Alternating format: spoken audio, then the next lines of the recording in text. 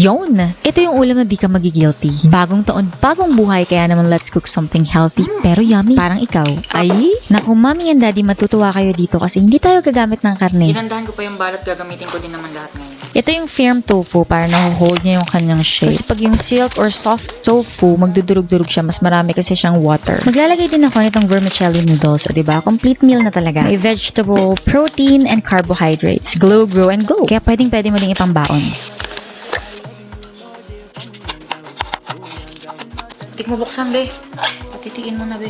At para mas easy ang preparation, gamit ako nitong food processor. Mas maganda kasi pag pinong pagka-catch up natin dito sa ating mga ingredients. Dahil nga dumplings itong gagawin natin. I will cook my dumpling fillings kahit lang mix. Para mas madaling i-season and para sure na luto na yung loob kahit ibo-boil ko or i-steam ko lang. Pepper, salt,